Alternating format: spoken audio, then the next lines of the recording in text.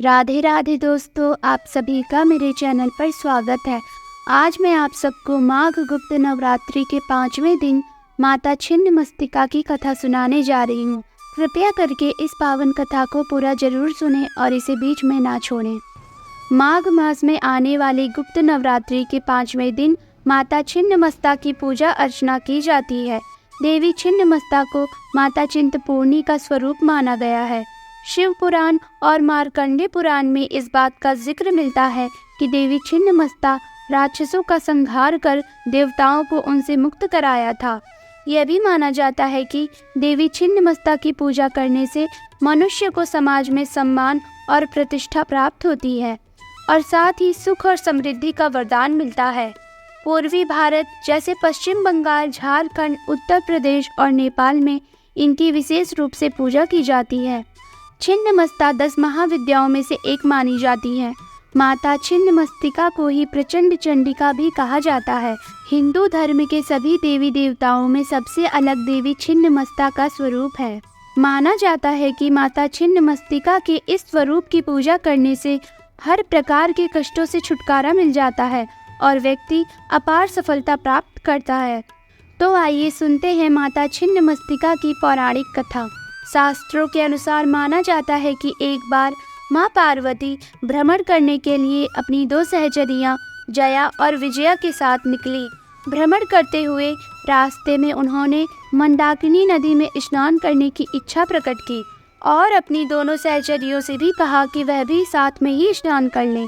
लेकिन उन दोनों ने कहा कि उन्हें भूख लगी है, इसलिए वह स्नान नहीं करेंगी, पहले भोजन करेंगी। पार्वती माता ने उनकी बात सुनकर कहा कि थोड़ी देर आराम कर लो, तब तक मैं स्नान कर लूं। इसके बाद वह काफ़ी लंबे समय तक स्नान करती रही। बीच में बार बार जया और विजया ने उन्हें रोका कि माँ भूख लगी है, लेकिन माता पार्वती स्नान में मंत्रमुग्ध होने के साथ संसार में करुणा बरसा रही थी। उन्होंने जया विजया की बात को अनसुनी कर दिया। अंत में हार कर जया और विजया ने कहा, माता तो अपने शिशु की रक्षा करने और उसका पेट भरने के लिए अपना रुधिर यानी रक्त तक पिला देती हैं। माँ, आप तो इस पूरे संसार की पालक हो और सबकी भूख शांत करती हैं, लेकिन हमारी भूख का आप कुछ नहीं कर रही हैं। उनकी इस बात को सुनकर माता पार्वती काफ़ी क्रोधित हो जाती हैं और नदी से बाहर निकल आती हैं। इसके बाद अपने खड्ग का आवाहन करके अपने ही सिर को काट देती हैं। ऐसे में उनके धड़ से रक्त की 3 धाराएं निकली, जिसमें से 2 धाराएं जया और विजया के मुंह में गई। तीसरी धारा स्वयं माँ पार्वती के मुख में आकर गिरी। जब माँ पार्वती ने स्वयं का रक्त पी लिया तो वह और भी ज़्यादा उग्र हो गई। ऐसे में पूरे देवी देवताओं के बीच त्राही त्राही मच गई। हर किसी को इस बात का भय था कि माँ अम्बा फिर से काली माता का रूप लेकर पूरी सृष्टि का विनाश न कर दे। इसके बाद फिर एक बार भगवान शिव ने इस समस्या का समाधान निकाला। शिव जी ने कबंध का रूप धारण किया और देवी के प्रचंड स्वरूप को शांत किया। तब से माँ पार्वती का नाम छिन्नमस्ता पड़ गया। बोलो माता छिन्नमस्तिका की जय। एक अन्य कथा के अनुसार एक बार पूर्णिमा की रात में शिकार की खोज में राजा दामोदर भैरवी नदी के संगम स्थल पर पहुँचे। रात्रि विश्राम के दौरान राजा ने स्वप्न में लाल वस्त्र धारण किए तेज मुखमंडल वाली एक कन्या देखी।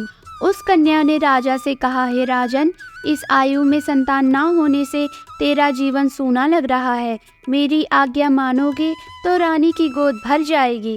राजा की आंखें खुली तो वे इधर उधर भटकने लगे। इस बीच उनकी आंखें स्वप्न में दिखी कन्या से जा मिली। वह कन्या जल के भीतर से राजा के सामने प्रकट हुई। उसका रूप अलौकिक था। यह देख राजा भयभीत हो उठे। राजा को देखकर वह कन्या कहने लगी, हे राजन, मैं छिन्नमस्तिके देवी हूँ। कलयुग के मनुष्य मुझे नहीं जान सके हैं, जबकि मैं इस वन में प्राचीन काल से गुप्त रूप से निवास कर रही हूँ। मैं तुम्हें वरदान देती हूँ कि आज से ठीक 9वें महीने तुम्हें पुत्र की प्राप्ति होगी। देवी बोली, हे राजन, मिलन स्थल के समीप तुम्हें मेरा एक मंदिर दिखाई देगा। इस मंदिर के अंदर शिलाखंड पर मेरी प्रतिमा अंकित दिखेगी। तुम सुबह मेरी पूजा करो, ऐसा कहकर माता छिन्नमस्तिके अंतर्ध्यान हो गई। इसके बाद से ही यह पवित्र तीर्थ रजरप्पा के रूप में विख्यात हो गया। तो बोलिए माता छिन्नमस्ता की जय। तो ये रही माघ गुप्त नवरात्रि के 5वें दिन माता छिन्नमस्तिका की कथा। अगर आपको हमारी ये वीडियो पसंद आई हो तो हमारी इस वीडियो को लाइक करें और इसे ज़्यादा से ज़्यादा शेयर करें, और ऐसी भक्ति कथा कहानी सुनने के लिए हमारे चैनल को सब्सक्राइब करें और कमेंट सेक्शन में जय माँ छिन्नमस्तिका लिखना ना भूलें। तब तक के लिए राधे राधे, जय श्री हरि।